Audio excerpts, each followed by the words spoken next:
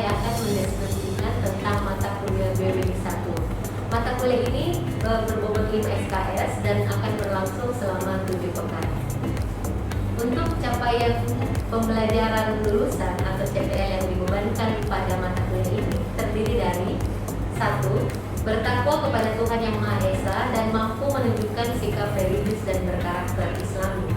Yang kedua, menunjukkan sikap bertanggung jawab atas pekerjaan di bidang keahliannya secara mandiri, penuh semangat kejuangan dan berjuang kemanusiaan. Yang ketiga, mampu menerapkan ilmu biomedik, ilmu humaniora, ilmu kedokteran klinik, ilmu kesehatan masyarakat, serta konsep al-Islam dan kemanusiaan dalam menganalisis masalah kesehatan secara holistik dan komprehensif.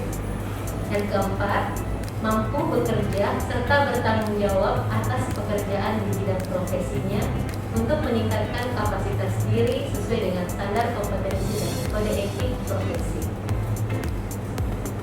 Capaian pembelajaran pada mata kuliah ini terdiri dari 1. Setelah menyelesaikan seluruh program perkuliahan pada mata kuliah ini, mahasiswa diharapkan memiliki pemahaman tentang hal struktur morfologi dari sistem biomedik dan memahami berbagai proses mekanisme dan reaksi kimia yang berlangsung di dalamnya baik pada tingkat seluler maupun jaringan dan organ hingga sistem organ. Yang kedua, mampu menghubungkan antara mekanisme normal pada sistem biomedik dengan aspek nilai Islami sebagai bentuk keajaiban penciptaan organ. Yang ketiga, mampu menunjukkan sikap bertanggung jawab, disiplin, mandiri, semangat juang tinggi selama mengikuti proses pembelajaran di blok Biomedik 1 serta menjunjung tinggi moralitas dan etika. Yang keempat, mampu menunjukkan kemampuan penguasaan keterampilan yang mendukung ilmu biomedik.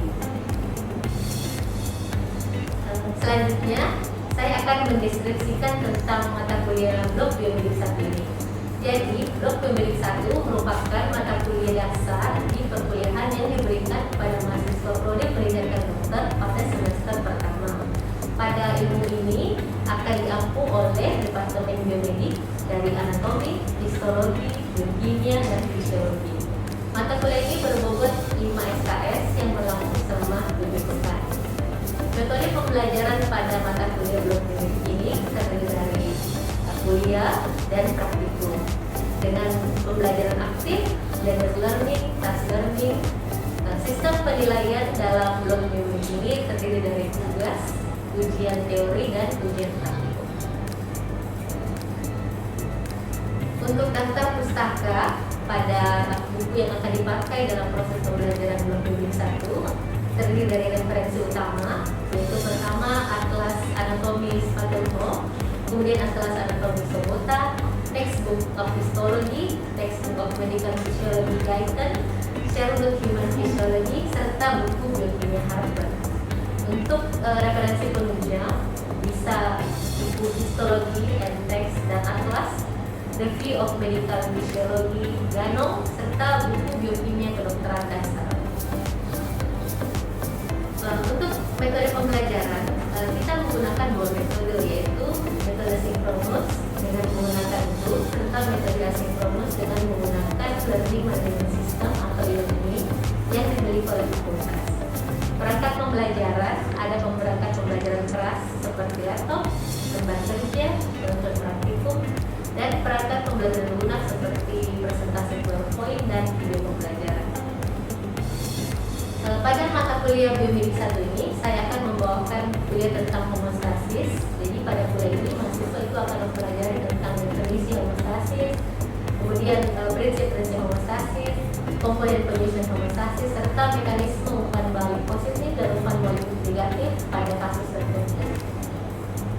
Metode pembelajaran yang digunakan dalam bentuk kuliah tatap muka menggunakan Zoom serta praktikum. Durasi topik kuliah akan saya berikan ini selama 2 kali 50 menit. Pada sesi kuliah, saya berharap mahasiswa dapat aktif dan diskusi bertanya jawab dengan dosen. Pada akhir pekan ke-7 akan dilakukan evaluasi dalam bentuk ujian teori menggunakan soal ujian pilihan ganda secara komputer based di ruang CDP. Soal ujian akan terdiri dari 100 nomor. Kemudian ujian praktikum akan dilaksanakan di laboratorium terpadu dengan mengisi soal sejumlah 10 nomor. Mungkin demikian deskripsi tentang mata kuliah blok bimbing 1. Terima kasih. Wassalamualaikum warahmatullahi wabarakatuh. Bismillahirrahmanirrahim. Assalamualaikum warahmatullahi wabarakatuh. Dan selamat siang adik-adik. Nah, jadi pada kesempatan siang ini saya akan memberikan kuliah tentang homostasis ya pada mata kuliah blok bimbing 1. Pada mata kuliah ini adik-adik akan mempelajari apa yang dimaksud dengan homostasis, kemudian apa saja komponennya. Adik-adik diharapkan mampu membandingkan mekanisme umpan balik negatif dan umpan balik positif, serta melihat kaitannya dengan gejala serta tanda klinis penyakit yang pada umumnya terjadi pada manusia akibat gangguan keseimbangan. Yang seperti adik-adik lihat di atas bahwa proses evolusi terjadi akibat adanya adaptasi yang terjadi karena interaksi antara internal dan eksternal tubuh kita ya.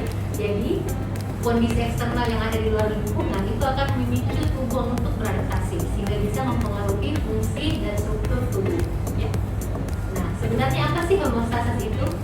Jadi semua sel, jaringan, dan organ itu berfungsi untuk mempertahankan agar kondisi lingkungan di dalam dan di luar tubuh itu stabil ya. Itu yang disebut sebagai homeostasis. Jadi kalau ada kegagalan dalam proses ini, itulah merupakan dasar jatuhnya seseorang ke dalam kondisi sakit ya. Asal katanya dari mana ini homeostasis? Jadi homeostasis berasal dari kata homo atau sama dan stasis artinya tetap. Jadi homeostasis itu artinya keadaan yang relatif konstan ya. Nah, apa saja yang harus diatur dan konstan bukan ukurannya dalam tubuh ya. Pertama, konsentrasi molekul-molekul gizi ya. Kemudian yang kedua, kadar CO2 dan oksigen, konsentrasi zat sisa, pH, konsentrasi garam, air dan elektrolit, volume dan tekanan darah serta suhu. Jadi semua ini yang harus diatur supaya kadarnya itu selalu dalam batas normal, tidak berlebihan, tidak berkurangan ya, supaya tubuh homeostasis sehat dan jatuh dalam kondisi sakit. Nah, ini adalah komponen penyusun dalam homeostasis. Jadi ada 4 komponen. Ada reseptornya, ada pusat pengaturnya, ada efektornya, dan ada jalurnya, baik itu jalur aferen dan jalur eferen ya. Nah, reseptor ini adalah suatu organ yang berfungsi untuk mendeteksi stimulus dari luar. Jadi bagaimana kita tahu kalau ada perubahan panas atau perubahan tekanan darah, itu semua dibaca oleh reseptor. Kemudian ada pusat pengatur, biasanya ini di otak ya. Kemudian ada efektor adalah respon yang memberikan jawaban terhadap stimulus. Dan jalurnya ini ada jalur aferen yang membawa dari reseptor ke pusat, dan jalur eferen dari pusat ke efektor ya. Nah, ini gambar juga inilah yang adik-adik harus bisa pahami bahwa ketika kita dalam kondisi homeostasis berarti timbangannya itu dalam datar ya. Tapi kalau dia tidak homeostasis maka dia akan imbalance. Nah, ini adik-adik bisa lihat bahwa siklus ini yang terjadi kalau terjadi gangguan homeostasis ya. Jadi di situ reseptor akan menghantarkan ke sentral, kemudian diantarkan ke efektor. Untuk pada mekanisme homeostasis ada 2 mekanisme umpan balik yang umumnya terjadi. Yang pertama umpan balik negatif, yang kedua adalah umpan balik positif. Umpan balik negatif itu adalah proses respon berkebalikan ya. Jadi kalau misalnya ada yang berlebih maka tubuh akan berupaya supaya dia menurunkan ya. Tapi kalau umpan balik positif itu sifatnya saling sangat menjadi memperkuat ya. Sebagian besar di tubuh kita itu terjadi umpan balik negatif. Mekanisme apa saja yang mengalami umpan balik negatif? Yang pertama pengaturan hormon, pengaturan tekanan darah, pengaturan tubuh, pengaturan kadar glukosa darah, pengaturan keseimbangan asam basa. Sementara contoh pengaturan umpan balik positif itu biasanya kita temukan pada saat persalinan ya. Untuk mekanisme umpan balik negatif, salah satu contohnya adalah pada pengaturan kadar glukosa darah atau gula darah ya. Jadi glukosa kita tahu adalah sebagai sumber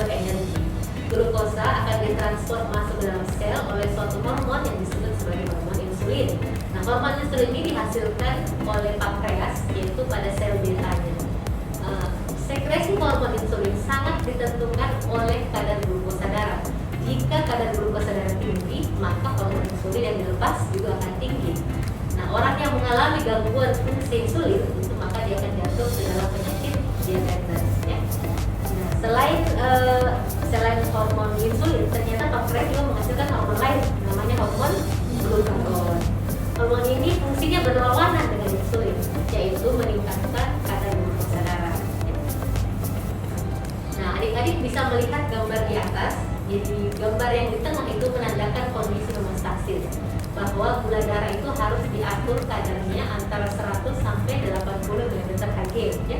Kalau terjadi peningkatan kadar gula darah, maka akan terjadi stimulasi pada sel beta pankreas untuk menghasilkan insulin. Kemudian insulin itu akan bekerja pada sel untuk menangkap glukosa untuk dibakar di sel. Ya. Nah, sebaliknya kalau terjadi penurunan kadar glukosa, maka pankreas akan terstimulasi menghasilkan hormon glukagon. Ya. Nah, glukagon ini bekerja di hepar untuk memicu pembentukan glukosa, namanya gluconeogenesis. Ya. Nah, sehingga glukosa yang rendah tadi akan terbentuk lagi glukosa yang baru, sehingga kadar glukosa darah bisa naik. Ya. Misalnya pada kondisi puasa, pada saat kondisi puasa itu glukagon itu bekerja ekstra karena dia memproduksi glukosa dari hepar supaya kita tidak jatuh lemas. Ya.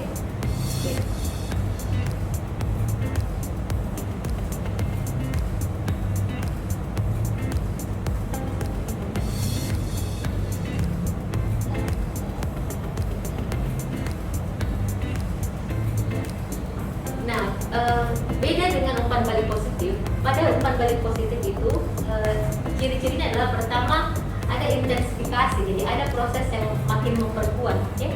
Beda dengan tadi umpan balik negatif, kalau dia kuat, jadi kalau dia tinggi dia akan kurangi, kalau dia rendah dia akan tingkatkan. Tapi kalau umpan balik positif biasanya itu dia akan mengintensifikasi, jadi semakin tinggi. Di mana itu terjadi? Biasanya pada mekanisme persalinan. Pada saat bayi itu ingin dikeluarkan dari dinding rahim, ya. Kita perlu tahu pada mekanisme persalinan, kontraksi uterus itu akan mendorong janin ke arah leher rahim. Jadi tekanan kepala janin pada leher rahim itu akan mendorongkan peregangan pada leher rahim, ya. Nah, peregangan pada leher rahim ini akan menyebabkan seluruh uterus akan berkontraksi lebih kuat. Nah, kontraksi kuat ini akan semakin meregangkan leher rahim sehingga akan memicu kontraksi lebih kuat lagi. Jadi semakin tegang itu lehernya rahim, jadi di leher rahim akan semakin terdorong lagi kontraksi rahim. Ya. Nah, ini prosesnya terjadi diperankan oleh satu hormon yang disebut sebagai hormon oksitosin. Jadi kalau leher rahim itu teregang, itu sebenarnya dibaca oleh reseptor yang ada di leher rahim. Nah, itu dihantarkan, kalau lihat yang biru itu dia akan dihantarkan ke atas, ke otak, ya. Nanti di otak itu akan kasih respon oksitosin. Nah, oksitosin keluar. Nah, oksitosin keluar itu oksitosin adalah hormon yang bekerja pada target organnya adalah endometrium, sehingga kontraksi rahim akan lebih kuat. Ya. Nah, adik-adik kalau pernah dengar istilahnya induksi, sebenarnya induksi di cairan induksi infusnya itu adalah oksitosin, ya, untuk membantu kontraksi rahim supaya lebih kuat. Ya, jadi seperti itu, ya. Ya, demikian tadi kuliah saya tentang homeostasis. Boleh jika ada adik yang ingin bertanya, silakan. Iya, silakan. Pertanyaan saya itu bagaimana dengan respon tubuh ketika terjadi ketidakseimbangan? Baik. Bagaimana respon tubuh ketika jatuh dalam ketidakseimbangan? Seperti yang saya jelaskan di kuliah tadi, bahwa ketika tubuh jatuh ke dalam ketidakseimbangan, sebenarnya ini sudah jatuh dalam kondisi patologis, ya. Jadi tidak lagi homeostasis. Tubuh merespon itu dengan dua mekanisme umpan balik negatif dan mekanisme umpan balik positif. Nah, kalau dia masih bisa mengembalikan ke kondisi homeostasis, berarti dia berhasil, tuh. Tapi kalau tidak, maka dia akan jatuh dalam sakit. Nah, mekanisme umpan balik negatif tadi adalah perubahan parameter kontrol memicu ke arah yang berlawanan. Ya, jadi kalau misalnya tidak seimbang gula darahnya, tiba-tiba rendah, nah maka akan terstimulasi glukagon supaya terproduksi glukosa lebih banyak. Nah, tapi kalau tidak bisa itu glukagon sudah tidak berfungsi dengan baik, maka dia akan jatuh ke dalam hipoglikemi, ya. Dan umpan balik positif juga sedemikian, ya. Tadi adik-adik sudah lihat, contohnya adalah proses persalinan. Bagaimana kalau umpan balik positifnya pada persalinan tidak berhasil? Bisa berarti terjadi penyakit juga, ya. Jadi persalinannya macet, bayinya tidak bisa keluar, ya, dan harus diinduksi dengan bantuan induksi di infus, ya, supaya memicu kontraksi rahim lebih kuat. Jadi itu responnya tubuh, bisa umpan balik negatif dan umpan balik positif, ya. Tapi kalau dia tidak berhasil dengan dua ini, berarti dia jatuh dalam kondisi patologis. Seperti itu. Bagaimana? Ya, terima kasih. Ya, demikian tadi ya kuliah saya tentang hemostasis. Semoga adik-adik bisa memahaminya dengan baik. Saya akhiri kuliah saya kali ini dengan ucapan billahi taufiq wal hidayah. Wassalamualaikum warahmatullahi wabarakatuh. Waalaikumsalam.